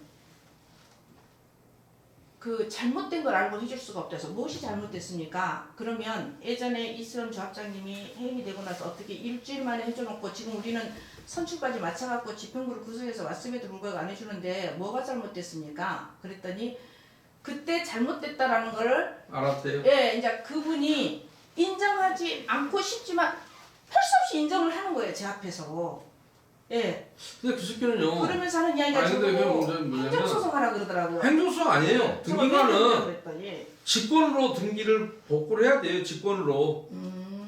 직권으로 한다고요. 근데 저도 법무사 10년 이상 했잖아요. 네. 직권으로 하기 싫어해요. 등기관. 그래서 뭐라고 하냐. 법무사한테 네가 좀 실수한 걸로 경정등기 신청을 해달라고 해요. 내가 잘못해서 신청을 했다 너한테. 요렇게 해오라 한다고요. 근데 잘못된 걸 발견했을 때는 등기관은 직권으로 등기를 경정해줘야 되거든요. 자기가 잘못했기 네. 때문에. 설사 신청자는 그렇게 해오더라도 등기관은 최종적으로 판단해야 되잖아요. 법률에 등기 예규라는 건 지가 지켜야 될 하나의 규범이에요. 그죠? 네. 근데 그걸 안 지켰잖아요. 근데 그걸 신청인한테 탓할 수는 없죠. 네. 신청이 안 되고 말고 해볼 수도 있는 거잖아요. 막말로. 네. 그래서 자기가 그걸 복구를 해야 되는데 직권상이니까 등기관은 재판장하고 똑같아요. 마지막에 기입하는 직원이 따로 있고 등기관이라고 부르는 이유가 있어요. 이거 교합한다고 하는데요. 지들 용어로. 이 사람은 요즘 이제 컴퓨터 엔터 딱 누르면 딱 그냥 등기가 돼 전기가 다 나가버리는 거예요. 네. 뭐 결제 과정 이런 게 필요 없어요. 등기관이 독립된 하나의 행정관청에 등기에 관한 판사가 독립적으로 재판하듯이 등기관도 독립적으로 그냥 등기를 해요. 네. 6, 7급 애들이 주로 하는데 저기 하면 사무관도 하고 좀 중요하거나 이런 데는 수석 등기관 같은 게 서울 같은 데는 지가 고쳐야 되거든요. 근데 신청인한테 네가 실수한 걸로 하고 경정등기 신청을 해달라라고 해. 지가 잘못한 흔적을 안 남기려고 하는 거예요. 왜냐? 이것으로 인한 손해배상을 당할까봐. 나쁜 놈이에요. 이 자식 혼 좀 내야 돼요. 제가 그 5월 21일 청의가 끝나고 나서 저희가 새로운 집행부 민사상 이것으로 인해서 손해배상을 당할까봐 그 짓을 하는 거예요. 저한테 행정소송을 하라고 그러더라고요. 그것이 아니라 그 자식을 갖다가 소송을 행정소송이 아니고 그 자식을 손해배상 그 실수한 걸 중대 고의 과실이 있는 걸로 해서 조합장이 해임 등기를 안 했더라면 등기부상 그런 결정도 그렇죠. 나오지도 않을 거예요. 네네. 그런데 어찌됐든 나중에 여러분이 들어가셔서 반드시 이 총회가 불법이었다는 걸 확인하세요. 그러려면 여러분이 성공하셔서 들어가셔야 돼요. 예, 정말 그래야 돼요. 그래서 아무튼 여러 가지로 얘기는 뭐 복합적으로 어째서 모르겠어요. 그놈도 돈을 처먹고 했는지 그건 알 수가 없고 우리가. 근데 등기관 치고 돈 처먹는다고 이런 등기를 하지 않거든요. 아무튼 안 했을 것 같아요. 재수 없는 놈을 만난 거예요. 멍청한 놈 만난 거예요. 멍청한 놈을. 예, 그러니까 안절부절은 그래서 이 자식들이 등기관들은요 이등기 말고 부동산 등기 잘못해갖고 저기 할까봐 얘들이 초짜 때는 막 떨어요. 그래갖고 옛날에는 등기관들한테 대법원에서 보험을 들어달라 그랬어. 자기들이 힘들어서 못하겠다. 이거 만에 하나 우리도 실수할 수 있는데 사람이니까. 그래갖고 옛날에는 5천만 원 보험을 들어줬는데요. 그거 갖고는 명동 등기소, 중부 등기소 같은 경우는 우리는 땅 한 편 값도 안 돼요. 반 편 값도 안 돼요. 이래가지고 막 항의해갖고 저 그때 법무사 할 때 1억 원인가 공제보험료를 올려줬거든요. 그래갖고 보험이 들어있어 등기관들한테. 네. 근데 지금은 보험이 얼마인지 모르겠어요. 그래서 조금 저기 하면 이 저기를 할 필요가 있어요. 예를 들어 지금 조합장 해임된 조합장이 받는 불이익이나 이런 것들을 전체적으로 해서 이 자식한테 손해배상 청구라든지 뭘 해서 아작을 좀 내야 돼, 이 자식. 좀 도와주시면 싸가지. 좋겠어요. 왜냐하면 저도 그 이야기는 했어요. 당신들이 여기서 등기를 해줌으로 인해 가지고 저희는 조합원들이 와르르 무너졌다. 왜냐하면 힘들어. 무너지가 안 무너지가 등기할 수 없는 거라는 게 왜냐면 조합장을 뽑는 게 맞다라고 해버리면서 여기 보세요. 돼버린 거예요. 왜 이 등기를 해주지 말라 그러냐면 상법 386조 1항의 규정 민법 법인에도 다를 것이 없다 해석할 것이므로 정원의 수에 달하는 후임자 취임 시까지 이사의 권리 의무가 있다는 게 옛날 놈이 후임자 선임될 때까지 업무를 계속 할 수 있다는 거야. 근데 그거 할 수 없다 그래갖고 간접강제 당해서 4천 몇 백만 원 뭐 경매까지 당했다면서요. 네. 요게 이 자식이 듣기 잘못해서 그런 거예요. 그럼요. 저 그 이야기. 네, 그래서 했어요. 제가 그거 지난번에. 손해배상 청구를 네. 그 새끼한테 해야 한다고요. 제가 그랬어요. 이 새끼 저 새끼 미안해서 네. 뭐 일 못하는 놈한테 새끼라고 해야죠. 뭐라고. 그분한테 그랬어요. 야 이거는 진짜 우리는 엄청난 피해를 봤으니 내가 알아는 보겠다. 내가 지금 방법을 못 찾겠는데 일단 나중에 다시 올게요. 그제 그날 나왔고 네, 이제 그렇게 하세요. 아직까지 못 갔어요. 네, 그렇게 하세요. 네, 제가 여기 찾아온 이제 대표님을 찾아온 이유는 뭐냐면 사실은 저희 그 단지의 어떤 사업에 관련돼서 대한민국에서 찾아볼 수 없는 유래가 너무나 많은 거예요. 그래서 저도 솔직히 뭐 상당히 오랫동안 OS 활동을 하다 보면 현장들을 많이 다니잖아요. 그리고 조합에 돌아가는 상황도 알고 수주가 어떻게 되는 것도 다 알잖아요. 여기처럼 이렇게 된 데는 없었어요. 그래서 제가 그거보다 뭐 진짜 처음에는 남의 살이 뭐 얼마나 아프든 네. 내 살이니까 아프지. 의협심에 남의 살 아프지도 네. 오늘 막 꺼집었잖아 그거. 의협심에 참여를 했다가 나중에는 이제 책임감에 여기까지 왔어요. 제가 책임감. 내 살이면 아파. 그리고 이제 일단은 이제 9월 26일 날 새로운 조합장을 선출을 했는데 이 선출을 해갖고 조합장을 저희가 홍보를 하니까 사실은 과반이 안 나왔어요. 저는 알아요. 근데 185명으로 딱 맞춰놓고 뒷날까지 홍보요원들이 쫓아다니면서 조합원들한테 이 선언을 받으러 다녔어요. 네. 하고 조합원들이 저희한테 신고가 들어오고 했었어요. 그러니까 전부 아무튼 그런 과정을 네. 전체적으로 어찌됐든 소송으로 하려면 그러다 시간 나가니까요. 항상 여러분이 다시 해임을 하든지 해서 깔끔하게 정리하고 과거에 장난친 것들을 정리해 나가는 방법이 가장 빠른 방법이에요. 다른 방법은 없어요. 자, 그래서 11월 14일 날 저희가 해임 총회를 했습니다. 발의자를 해서. 그랬을 때 이제 이사님 한 분을 놔뒀죠. 조합이라고 생각을 하고. 근데 이제 그분이 2달 정도 삐대버렸어요. 그래서 이제 발의자 총회를 해주지 않아가지고 전라도 말로 삐대버렸다 네. 많은 사람이 별로 없어. 버텼다. 버텼어요.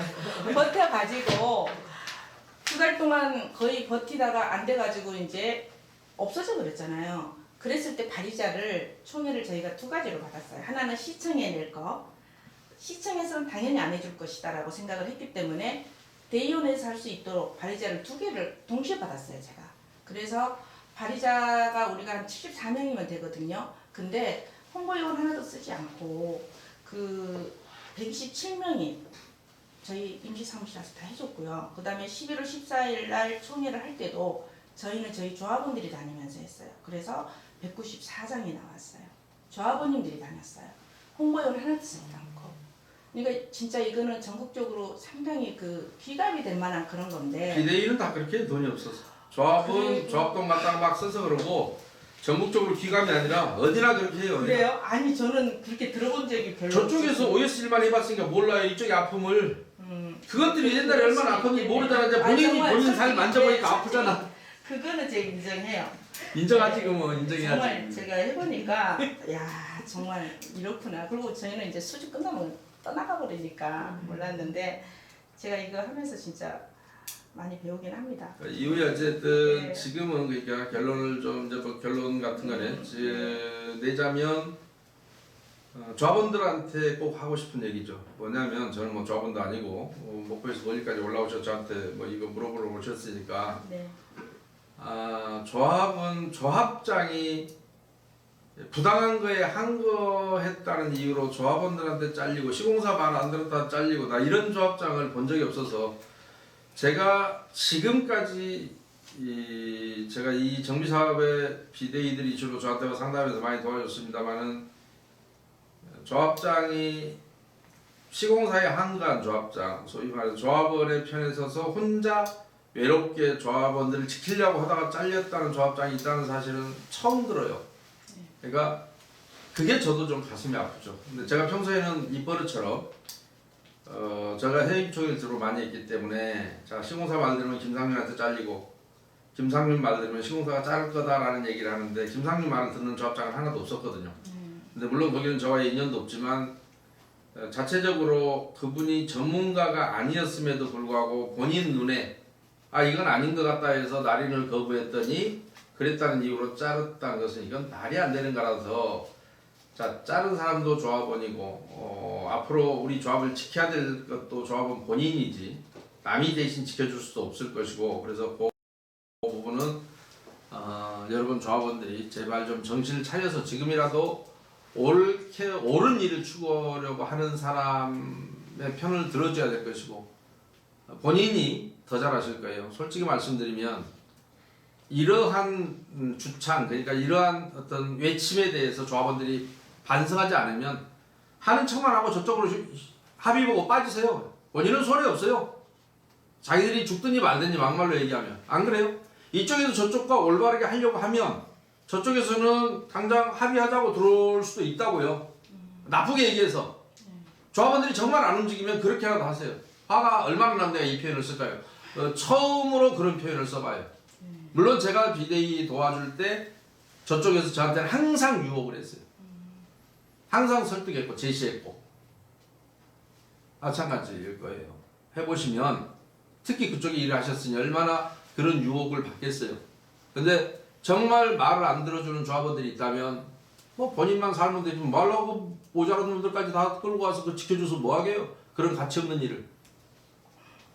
저도 화가 나서 하는 얘기입니다만은 진심이 80%입니다. 솔직히 말씀드리면. 그만큼 앞으로 하시는데 고생하실 일들이 많이 기다리고 있어서 안타까움에 말씀드렸어요.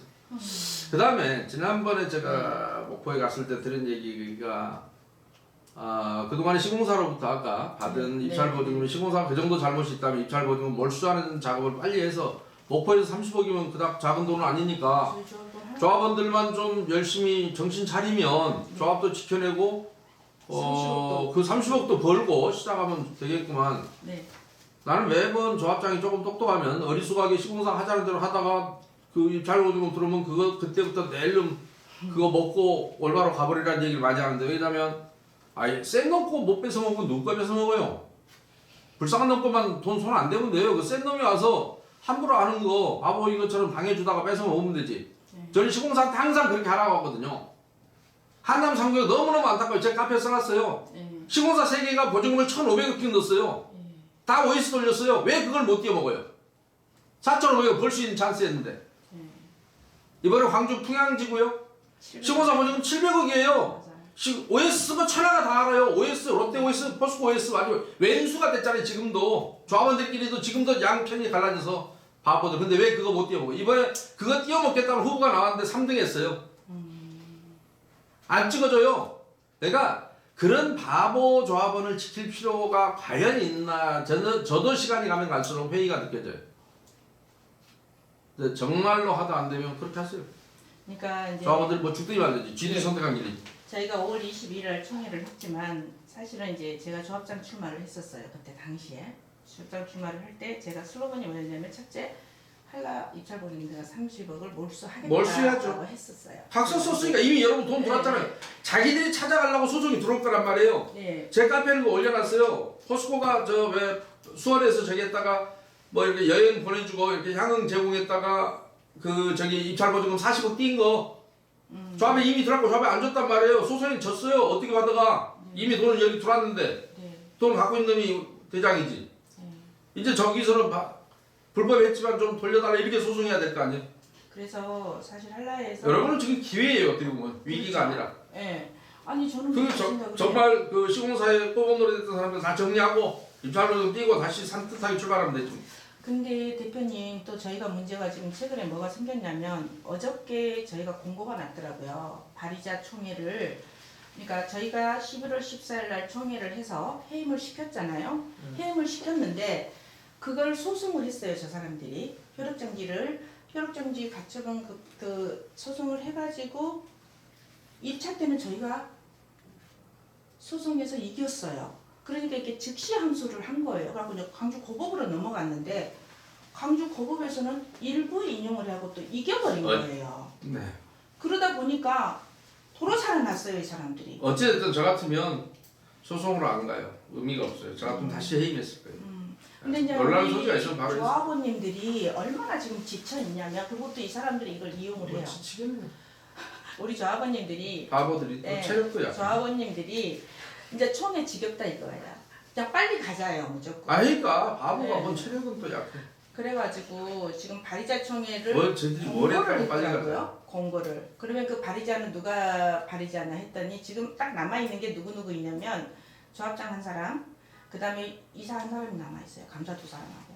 어쨌든 여러분의 이사가 선택은 6명인데. 어쨌든 지금 그 조합의 그 외부의 그 사악한 세력과 싸워야 될 여러분의 선택은 빨리 이 시공사로부터 독립할 수 있는 그들을 싹 정리하고 해임하는 수밖에 없잖아요. 다시 뭐 이제 깎고 우리가 해임하는 해임 총회를 다시 한다는 거잖아요. 다시 해야죠. 근데 이 사람들이 7월 24일 날 총회를 잡았단 말이에요. 이제 뭘로 하냐고요, 그 사람은 총. 그 사람들은 안건이 4개인데 그러니까 그 허준바들이 그거는 지들 총회고 여러분 해임해보면 되잖아요.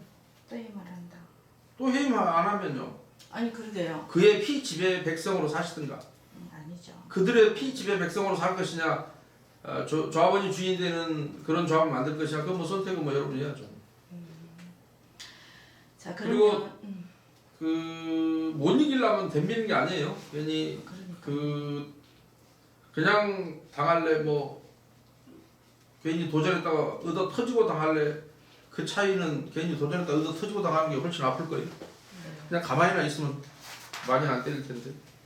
네, 지금 저희가 카페를 운영하고 있는데 카페 자체에 조합원님들이 카페를 가입을 하려고 해도 네. 할 수가 없어요. 그래요? 등원을 안 시켜줘요. 벌써 그리고 저 같은 경우도 몇 달 걸렸어요. 한 2달 걸려요 보통. 그럼 그때마다 저기 신청을 하세요. 해도 그래 해도. 그런데 이제 문제는 뭐냐면 지금 카페 내용을 보시면 작년에 7월 18일 날 아니 2월 21일 날 조합 설립이 되고 나서 지금까지 세입 세출 근거 자료가 하나도 없어요. 그런데다가 이번에 제가 정보 공개 요청을 정보 공개 자, 요청을 볼게요. 이제 했어요. 제가 맨 처음에 대의원회 회의록이 있는 걸 한번 봤어요. 예. 대의원회 회의록이 제 6차 대의원회 회의록 2020년 11월 17일자로 열렸어요, 그죠? 예. 무산이에요. 이게 예. 도시정법 근데 12월 23일날 열렸어요. 네네.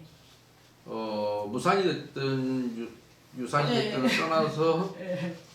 그것이 작성된 날로부터 예. 무산이 됐다는 것도 근거가 있어야 되잖아요. 예. 의사록을 작성하는 거예요. 의사록은 성공한 경우에만 작성한다.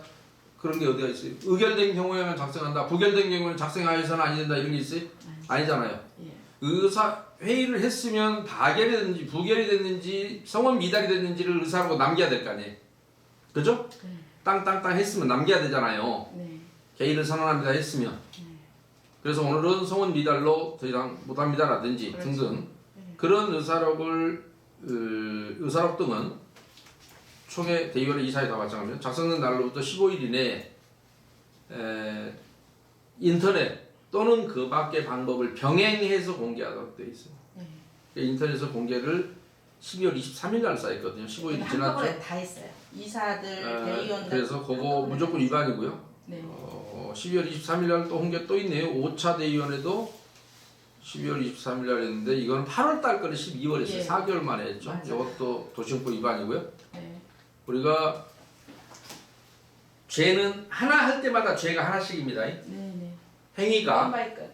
예. 건바이 건인데 여러분이 이게 내가 부도 수표를 뭐 예를 들어서 20장을 부도냈다. 가계 수표를 뭐 500만 원짜리를 20장을 부도내서 1억이 됐다. 그러면 1억짜리 죄가 되는 게 아니라요.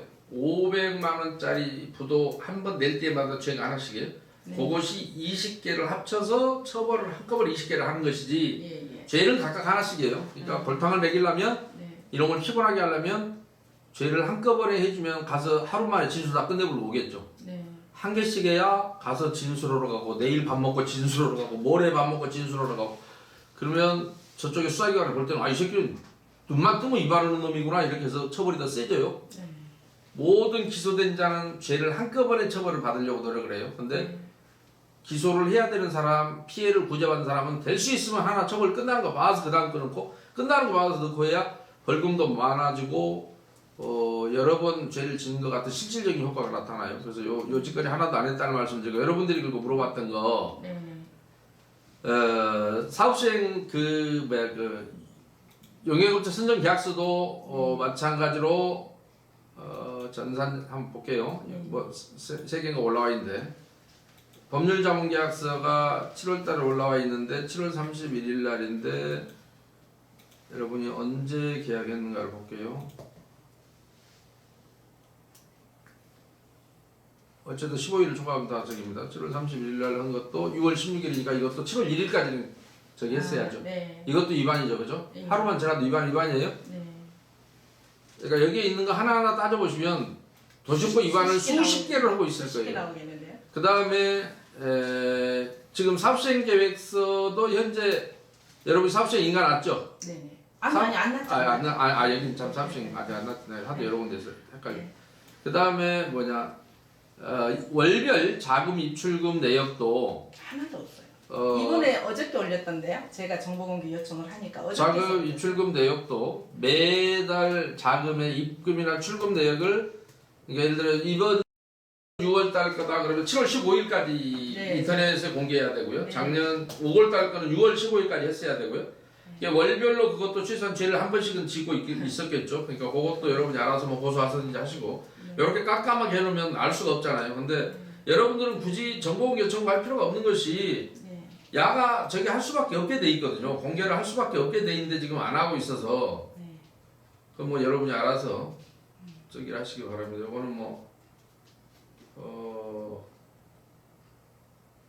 지금 이 금전출납부에 1월부터 6월까지 한꺼번에 네. 이렇게 하는 게 아니고 굉장히 편하게 가네 이 선수가 이렇게 하는 게 아니고 어저께 올렸죠. 1월 달 거는 1월 달 거는 2월 15일, 네. 2월 달 거는 3월 15일. 네. 월별 자금 입출금 세부 내역이니까. 네. 내가 그렇게 하는 거예요. 저렇게 모락방으로 하는 게 아니고. 그러니까 모락방으로 하더라도 어쨌든 월별이니까 월별로 죄는 하나씩 짓겠죠. 네. 월이 다르니까. 그러니까 저놈은 한꺼번에 지었습니다라고 하면 되고요. 그럼 고소하시면 되고요. 네. 고소할 게 많네요. 엄청 많죠. 그다음에 뭐 그렇게 하시면 돼요. 안 해서 그랬지. 네. 뭐 임시총회 소집 공고 7월 7일인데 이건 언제 거냐 줬냐. 뭐 흔히 조합에서 조심해야 될 게 이거예요. 그냥 이거 7월 27일 요거는 제 날짜에 총회한다는 거죠. 그러겠지 아무래도 총회는. 의사록은 뭐 다 엉터리로 했고요. 네. 이게 보시면 무조건 아무튼 올려서 15일 이상 된 거는 전부 다 뭐 공문서도 그렇고 사업시행 공문서 같은 경우도 다 공개하게 돼 있거든요. 네. 사업시행 관련 공문서 처리 있네요. 그난이 있는데 내용이 없을 겁니다. 근데 세부 계획서 전혀 내용 없어요. 기성 사업시행 관련 다인건축사 사무소 설계비 요청 지급을 했는데도 지금 그 내역 공개 안 하거든요.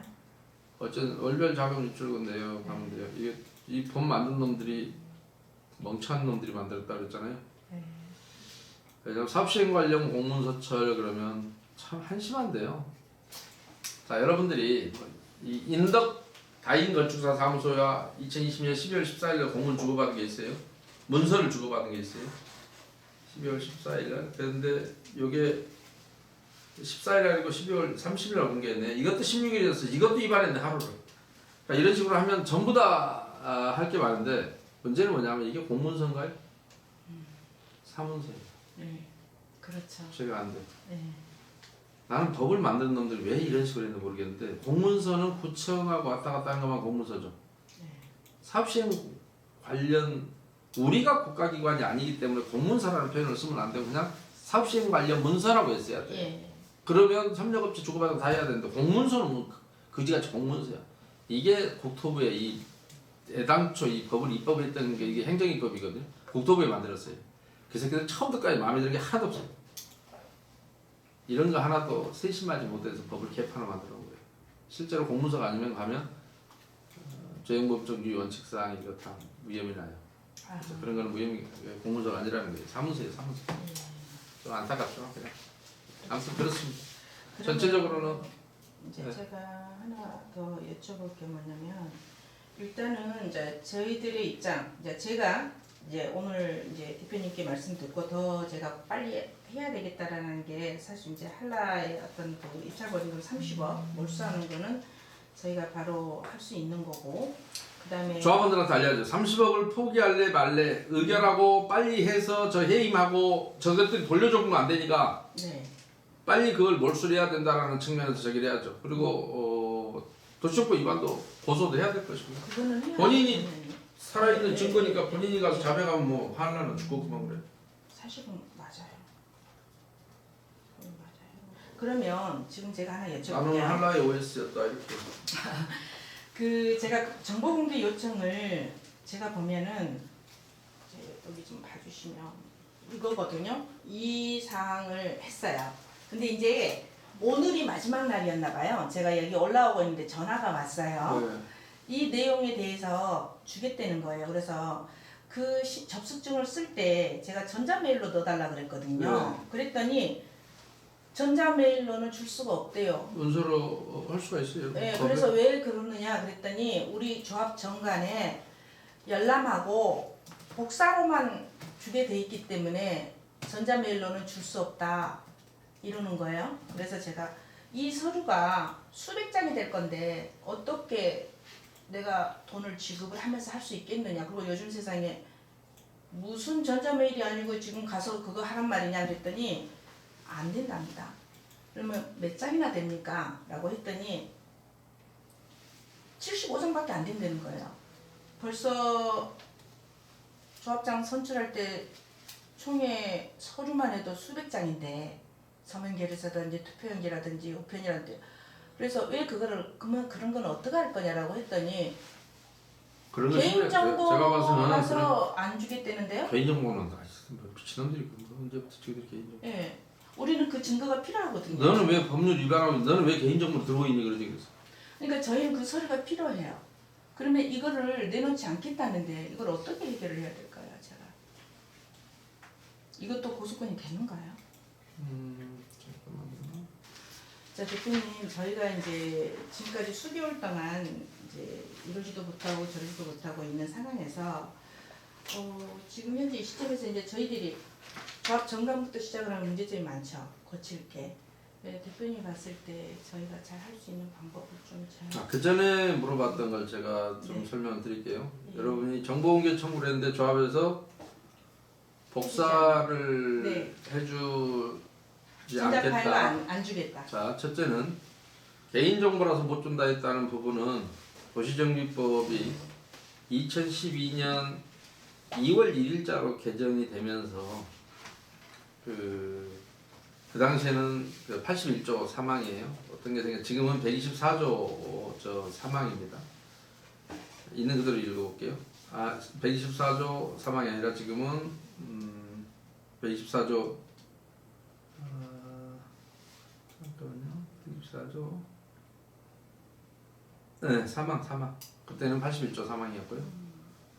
추진위원장 또는 사업시행자는 사업시행자 조합입니다. 제1항 및 제4항에 따라 공개 및 열람 복사 등을 하는 경우에는 주민등록번호를 제외하고는 국토교통부령으로 정하는 방법 및 절차에 따라 공개해야 한다라고 되어 있어요. 네. 뭐냐면 주민등록번호라는 것은 앞에 생년월일은 주민등록번호가 아니에요. 뒤 부분이 고유번호예요. 앞에 생년월일 뿐이고 그래서 대법원의 등기부도 남이 아무나 뛸 수 있어요, 없어요? 다 띄죠. 그런데 뒤에 번호가 가려져 있죠. 네. 1, 2, 앞놈인지 순놈인지까지 나오죠. 네네. 그리고 가려놔요. 그게 개인정보예요. 네. 앞에 생년월일까지 이거는 공개된 정보예요. 그러니까 자기들이 주민등록번호만 제외하고는 해줘야 되는데 지가 그거 가리기 싫으니까 나 개인정보 있는 거 가리고 해주면 되죠. 네. 그러니까 무조건 고소하시면 되고 두 번째로 복사라는 것을 이 사람이 조선시대 때 왔으면 복사는 그대로 이렇게 받아 써야 돼요. 글씨 보고 네. 조선시대에는 그 탁본들이 많잖아요. 이렇게 써요 그대로. 요걸 복사라고 하는 건데 복사기가 생겨나면서부터는 그냥 기계가 이렇게 쭉 그냥 사진 찍듯이 읽어줘요. 네. 그런데 지금은 어떻게 하느냐? 종이 아끼려고 그냥 전자 파일로 이렇게 싹 담아버려요. 중간에 마이크로필름 뭐 이런 거 쓰다가 지금은 USB 여러분 많이 쓰는 거, 뭐 플라피 디스크도 썼었고, 그다음에 CD-ROM에 쓰다가 지금은 전부 USB 아주 작은 거에다 다 대부분 복제하죠. 그런 모든 복제하고, 그러니까 전자 파일로 복제하든 뭐 손으로 베끼든 이런 걸 전부 복사라고 하는 거예요. 복사는 복사기 나왔을 때 종이에다가 하는 그것만 이 사람들은 복사라고 생각할 거예요. 그게 아니에요. 그러니까 무식하려면 크게 무식하면 되는데 그렇게 크게 무식하시면 돼요. 그럼 조선시대 때는 복사를 무슨 소리 했겠어요? 써야죠. 똑같이 보고. 라고 내가 이렇게 썼으면 이렇게 하면 이게 복사예요. 옛날에 복사 어떻게 했어요? 우리 어렸을 때 먹지대고 그대로 썼어요. 맞아요. 위에 거하고 똑같은 게 밑에 하나 또 나오잖아요. 위에 거는 가늘고 밑에 거는 뚝과 먹지가 들어가갖고 그런 걸 복사라 그래요. 시대가 어느 정도 발달했는데 복사기로만 한 거를 복사라고 한다? 복사를 하는 기계가 있다는 것이 사람은 복사 못해요? 사람이 복사하면 안 돼요? 그러니까. 우리는 오랫동안 사람이 복사했는데 우리 어렸을 때 먹지 되고 그러니까 제가 그러나 지금은 전자 파일로 이렇게 옮겨버리죠 그냥.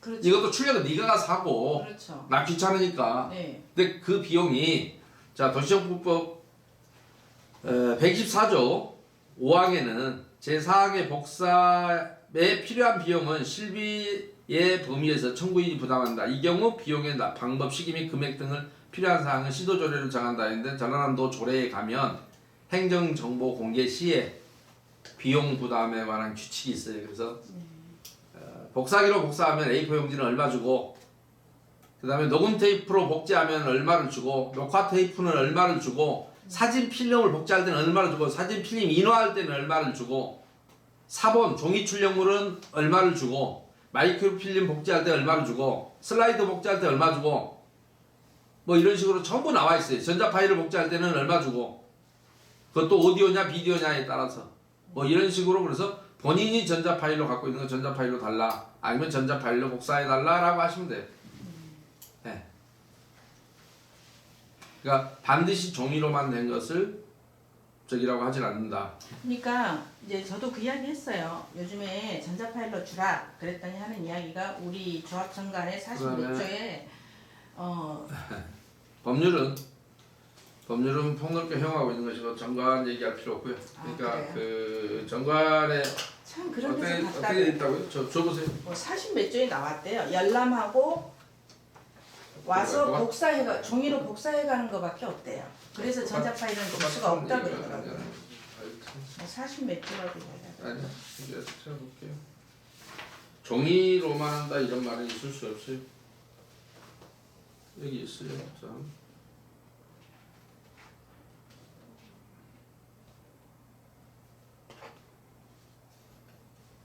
자, 예. 조합원이 이랑 각고의 열람하고자 할 때에는 서면 또는 전자문서로 열람을 요청하여야 하며 조합은 특별한 사유가 없는 한 이에 응하여야 한다. 네.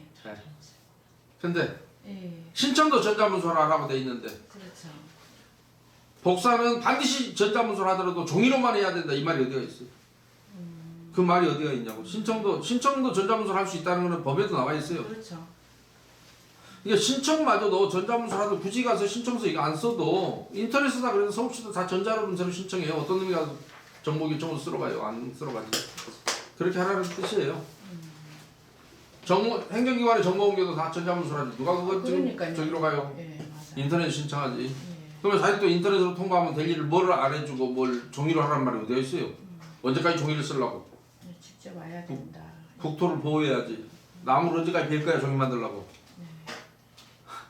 그래서 그러시고요. 그 다음에 아까 물어보는 본격적인 질문에 답변할게요. 정관이 지금까지 문제점 해결하는데 정관의 문제가 뭐냐라고 하면 제가 여러분 정관 45조 5 아니 도시정법 45조 5항에는 원칙적으로 대리 행사는 인정 안 되고 그다음에 직계 좀비송 뭐 이런 사람만 인정하게 돼 있어요. 대리권 행사할 수 있게.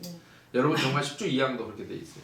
그런데 도시정법 45조 7항이 저기는 총회 의결 방법은 정관으로 정한다고 돼 있어요. 구체적으로. 그러니까 서면은 있는데 그 외에 이제 구체적인 것들은 서면에 이미 나와 있는 거고 정관으로 정한다라고 돼 있어요. 총회 의결 방법은. 근데 여러분 의결 방법에도 똑같이 아무 말이 없어요. 그냥 서면으로 한다라는 말만 있고 서면으로 가능하다라는 말만 있고 의결 방법에 대해서는 지장을 찍어라든지 무슨 뭐 거수를 하라든지 일어섰다 앉으라든지 옛날에 우리 의결 총회에서 할 때 뭐 일어서 찬성하는 사람 뭐 앉아 이것도 할 수 있고 거수를 하듯 대법원 판례는 정관 등이나 이런 데 특별한 규정이 없으면 거수하든 뭐 스탠딩을 시키든 뭐 하든 아무렇게나 편리한 방법으로 짓게 하면 된다고 돼 있어요. 근데 여러분 정관에는 서면으로 할 수 있다는 건 됐지 서면을 손목대기로 써야 되는지 컴퓨터로 치면 안 되는지 뭐 하는지 아무런 규정이 없어요. 구체적으로 안 나와 있다. 네, 그래서 옛날 전동 7구역 같은 경우도 해임총회 관련 판결을 법무법인 을지하고 광장이 7개월 동안 싸워서 낸 결론이 뭐냐면 서면으로 하라는 게 제한이 없잖아요. 그래서 어떤 경우도 유의하다고 했냐면 서면 결서가 없어요. 사람이 근데 만들었었어. 어떤 조합원이 지가 만들었어요 서면 결서를. 근데 양식이 틀려 게 조합이 준 거하고. 근데 안건은 똑같아. 그것도 유효하다고 봤어요. 왜요? 무슨 제한이 있어요 거기에? 서면은 조합에서 정한 양식이 아니면 안 된다. 라든지 반드시 OS가 갖고 오는 것만 이용하라 라든지 이런 말이 없잖아요. 근데 문제는 OS가 이게 문제인 거야. 그래서 여러분 정관에 더구나 그런 업을 해보셨던 분으로서 뭐가 문제인지는 누구보다 잘 알잖아요. 그러면 정관에서 OS를 없애게 하고 조합원이 직접 의결권 행사하게 하되 비용도 절감해야고 그러면 전자투표 방식으로라든지 전자문서로 보내라. 전자문서는 여러 가지가 있어요. 우리가 초창기 전자문서는 전기적 부호로 송수신하고 변환해서 나가는 모든 문서를 전자문서라 그래요. 그러니까 우리 원시적인 전자문서의 가장 기본이 뭐냐면 팩시밀리예요. 팩시밀리. 예. 전기신호로 바꿨다 다시 문자로 변환해서 보여주는 거잖아요. 갈 때는 전기로 갔다 전기적 부호로 갔다가 그러니까 전자문서 마찬가지 워드를 뭐로 작성한다 다 전자문서잖아요. 그죠? 손으로 쓰는 게 아니잖아요. 어떤 프로그램을 이용해서 인쇄를 해내고 하잖아요. 지금 모든 인쇄물 예를 조판 부호 집어넣고 인쇄합니까? 컴퓨터로 치고 말고 저장해놓으면 언제라도 똑같은 걸 할 수 있지. 조판료라는 게 없어 있잖아요. 그래서 옛날에는 활짝 하나 갖다 쪼자 넣었는데 그러니까 여러분이 뭐예요? 언제까지 그 짓거리 할 거냐는 거야. 그게 정관에는 제한이 없으니까 여러분들이 전자문서도 가능하고 그러나 정관에서는 뭘 제한해야 되냐? OS나 이런 제3자가 갖고 온 거에 대한 개입해서 작성한 문서, 3자에 의해 생사된 문서는 무효로 한다 해버리면 OS가 못 들어가겠죠. 그렇죠. 그런 식으로 정관을 바꿔야 되는데 총회 의결 방법은 정관의 변경 중에서 경미한 변경이에요. 그래서 여러분 정관 8조 2항에 의하면 경미한 변경은 대의원의 결의만으로 변경하고 신고하면 돼요. 그러니까 대의원회를 설득시켜서 언제까지 이 지겨운 OS를 쓸 겁니까? 자, 8월 24일에 조합이 해놨으면 대의원들 설득시켜서 자, OS를 갖고 온 총회 결의서는 무효로 한다라고 정관을 변경해버리면 저 총회도 무력화돼요. OS 쓴 것만큼은 무력화돼요. 갖고 온 거는 털어버려야죠. 효력이 없는 걸로.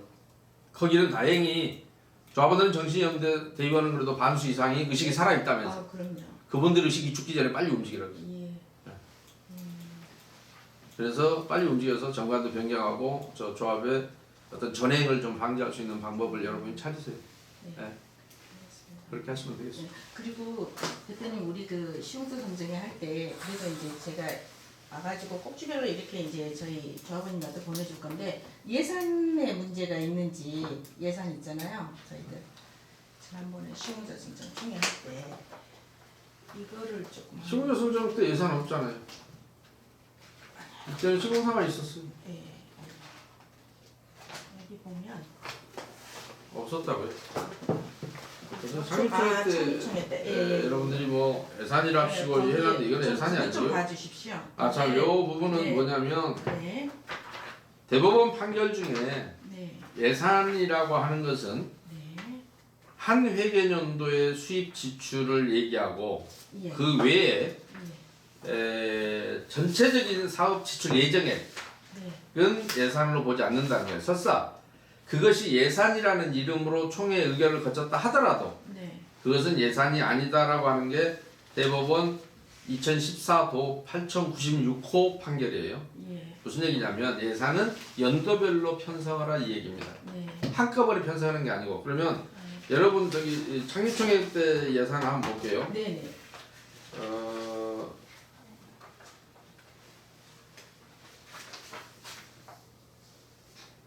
사업 12호 안건으로 정비사업 예산안이라고 되어 있어요.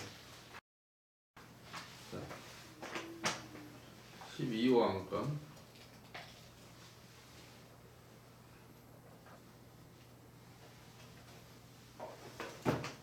자, 형식은요 2020년 1월 1일부터 2020년 12월 30일 이렇게 한 회계년을 이렇게 해놨네요. 네, 네. 충량비 2억 이때 안 들어가요. 그렇죠. 전체에서 2억 들어가요. 예. 설계업체 용비 15억 4,800이 이때 다 1년 만에 집행 안 돼요. 전체 예산이에요. 예. 공원 여기 모든 거 정비사업 용역비 전부 다 마찬가지예요. 네. 전 기간 동안에 들어갈 걸 기간만 이렇게 정해놓고 마치 2020년도에 다 이걸 써야 되는 것처럼 써놨어요. 이거는 예산이 아니에요. 예, 예. 지금은 예산을 지금은 예산을 어떻게 편성해야 되냐면 정확하게 얘기하면 정비사업비의 세부 항목별 사용 계획이 포함된 예산안 및 예산의 사용 내역을 받게 돼 있어요. 네. 정비사업비 세부 항목별 사용 계획이라 있어요 이게. 네. 없죠. 전체 15억 4,800이면 이 중에 2020년부터 2020년 12월 31일 사이에 이 중에 계약금이 얼마인데 그것만 집행된다든지 네. 이렇게 나온 게 세부 항목별 사용 계획이죠. 네. 근데 이건 전체를 해놨잖아요. 그렇죠. 이거는 설사 예산이라는 이름으로 의결이 되었다 하더라도 전 사업 기간 동안의 지출 예정액에 불과하고 이를 설사 총회에서 의결을 거쳤다 하더라도 예산으로 볼 수 없다라고 하는 게 대부분 판결이에요. 아, 그러면 그래서 요게 있다 그래서 무조건 쓰는 게 아니고 그래서 계약을 썼어요. 해서는 안 돼요. 예. 그냥 그해 예산이 편성이 돼 있어야 돼. 근데 2020년도에 그렇다 치더라도 2021년도는 지금 총회를 안 했기 때문에 예산이 없어요. 네. 여러분 정기총회를 안 해서 네, 네. 지금 2021년도에 쓰고 있는 모든 짓거리 네. 다 위반이에요. 도시정부 위반이에요. 아. 그리고 여기에 보면 제가 성면조사비 1억 이것도 좀 비싸고요. 네. 많이 비싼데 왜냐면 여러분은 평형별로 정해져 있어서 평형대별로 한 번만 조사하면 되기 때문에 이렇게 많이 안 들어요. 그 다음에 사전재 영향성 검토 영역비 5천만 원. 네.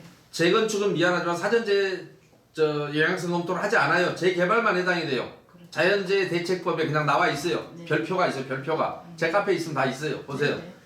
이것도 후라이예요. 가짜예요. 가짜. 네. 정비기반시설 설치비 산출 영역 이것도 한 2,500만 원 이 정도 주문해요. 네. 비싸봐야 네. 네. 뭐 1억씩 잡아놨는데 뭐 지멋대로 잡아놓은 거예요. 네. 지하 안전 영향 평가, 감정 평가, 2주 관련 영역 15억 이거 안 들어요. 이렇게 해요. 세입자 조사라고 돼 있는데 2주 지원 뭐 이런 거 2주 지원 이거 필요 없고요. 2주 지원은 하지 말라고 해도 법무사가 와서 하고 있고 그렇죠. 은행 직원도 와서 하고 헐로 많아요. 2주 지원 하려고. 네. 조합놈들은 뭐 하길래. 그리고 세입자 조사는 여러분이 할 수 없어요. 일반 민간업체가 못 해요. 네. 이것도 조합이 구청에다 하면 구청에서 무료로 해줘요. 아. 다 필요 없어요. 그래서 범죄 예방 15억 이렇게 안 들어가요. 범죄 예방은 여러분이 지금 현재 부족한 CCTV나 네. 가로등만 설치하면 되는데 기존의 아파트 같은 경우는 별로 부족하지 않아요. 대부분 다 있어요. 네. 혹시나 사각지 있는가 봐서 몇 개 설치하고 그 시스템을 관리하려고 하면 불과 돈 몇 푼 안 들어요. 15억씩 이렇게 잡힐 이유가 없어요. 네.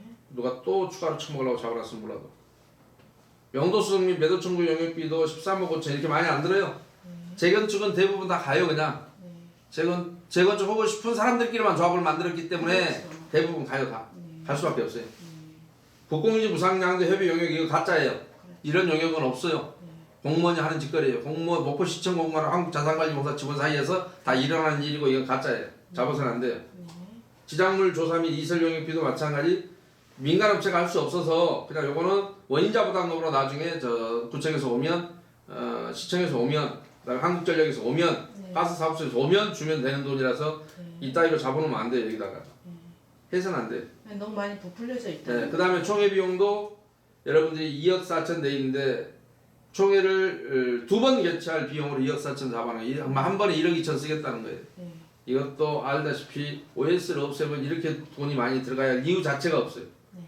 이것도 고치셔야 될 대표적인 내용 중에 하나예요. 그리고 앞으로는 여러분이 조금 제발 좀 예산을 절감하려면 총회 책자도 제발 전자문서만 이 종이문서만 문서로 하지 마시고 전자파일로 만들어서 보내버리고 이 정관 7조 변경해서 언제까지 등기 우편 보낼 거예요? 누가 지금 요즘 청첩장 우편으로 보내던가요?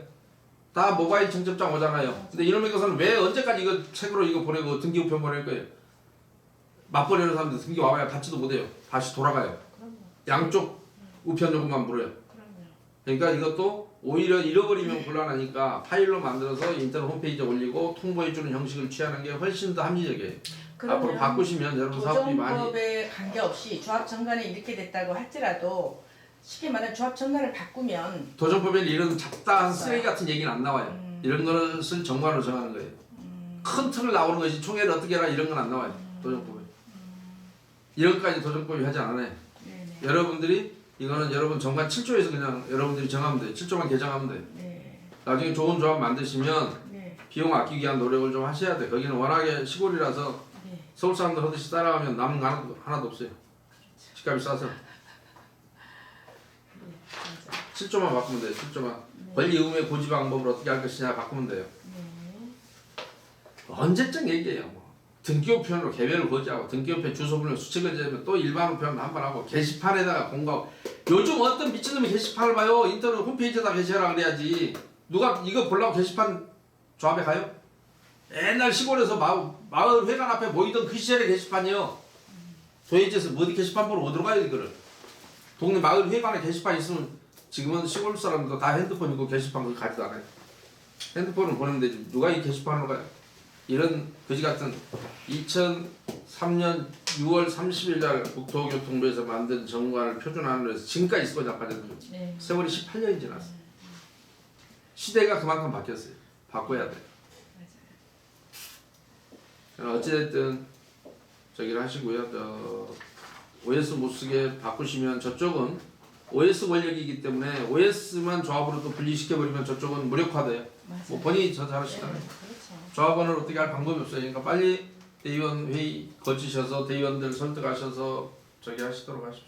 그러면 선관위에서 설령 자기네들끼리 선관위 나름대로 규약을 정해서 이번에 총회를 발의자 총회를 이렇게 하겠다 서면을 뭐 홍보요원이나 제3자가 갖고 와도 받겠다라고 했을 때 대립이 될 거 아니에요. 그러면 대의원회에서 우리는 그럼 이걸 못하고 아니요, 정관은 따라가야 되니까. 정관에 따라가야 되니까 혹시 그러면 조합원님들이 이제 저희가 이번에 어떻게 하려고 했냐면 자 발의자 총회 해라 그러면 좋다 해라 대신에 홍보요원을 쓰지 마라.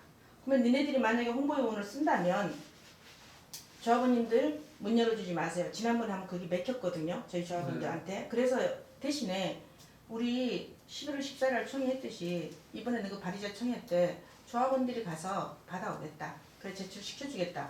이 부분은 그럼 법적으로는 문제가 없어요. 근데 어쨌든 저 대의원에 빨려갖고 못하게 해버리세요. 의결과 동시에 효력이 있어도 저희 하시면 돼요. 아 의결과 동시에 효력이 있다. 네. 아 예. 무슨 말씀인지 알겠습니다. 대의원들 빨리 소집해서 대의원에서 그리고 대의원의 개최 요구를 조합장한테 해갖고 네.